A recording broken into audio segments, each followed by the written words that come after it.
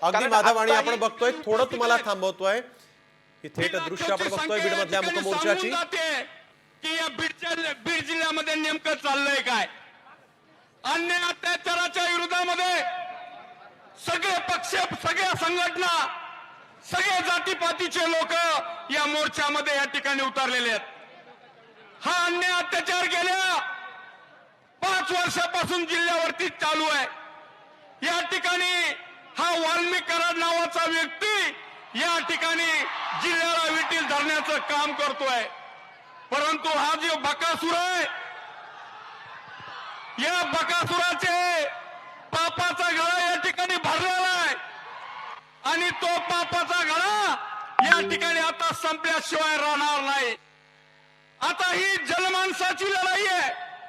संतोष अण्णांच्या बाबतीमध्ये जे घडलं ते उभ्या देशाने या ठिकाणी पाहिलेलं आहे। एक आदर्श सरपंच त्याची अशी या पद्धतीनं जर हत्या होत असेल तर या जिल्ह्यातल्या नाही तर या महाराष्ट्रातला सामान्य माणूस या ठिकाणी शांत राहू शकत नाही। या ठिकाणी आपले बीडचे आमदार संदीप भैया क्षीरसागर यांनी विधिमंडळामध्ये या ठिकाणी संतोष अण्णाला न्याय मिळवून देण्यासाठी वाल्मिक कराडाचं डायरेक्ट नाव घ्यायचं काम जर या जिल्ह्यामध्ये कुणी केलं असेल तर ते संदीप क्षीरसागर यांनी केलं। आदरणीय जितेंद्रजी आव्हाड साहेब असतील, आदरणीय प्रकाशदादा असतील, आदरणीय सुरेश अण्णा दस साहेब असतील, आदरणीय विजयराजे पंडित असतील, आदरणीय आमचे भारतीय जनता पार्टीचे आमदार अभिमन्यू पवार साहेब असतील, यांनी हा विषय सभागृहामध्ये मांडण्याचं काम या ठिकाणी केलेलं आहे। हे कुठल्या पक्षाचा किंवा जातीचा विषय नाहीये। ही सगळी मंडळी वेगवेगळ्या विचाराची आहे, परंतु या राज्याच्या सभागृहामध्ये ज्या ज्या ठिकाणी अन्याय होतोय तो मांडण्याचं काम या मंडळींनी या ठिकाणी केलेलं आहे। आता ह्यांची लढाई यांनी लढलेली आहे, परंतु सामान्य माणसांनी देखील आज उपस्थित राहून हे दाखवून दिलंय की आम्ही तुमच्या पाठीमागे आणि तुमच्या सोबत या ठिकाणी खांद्याला खांदा लावून तुमच्या सोबत आहेत।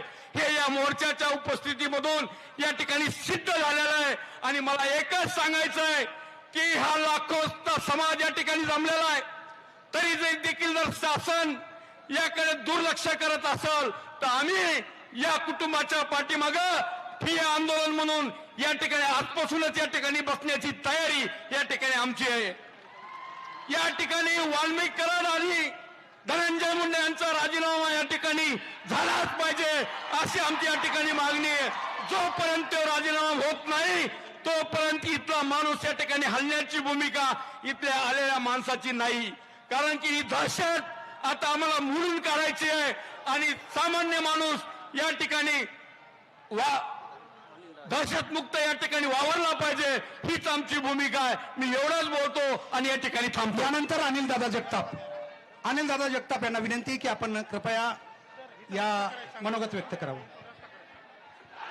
तत्पूर्वी एक छोटीशी सूचना आहे। संतोष अण्णाचे कुटुंबीय इथून समोरून येत आहेत, पोलीस प्रशासनाला विनंती आहे की आपण त्यांना रस्ता करून द्यावं।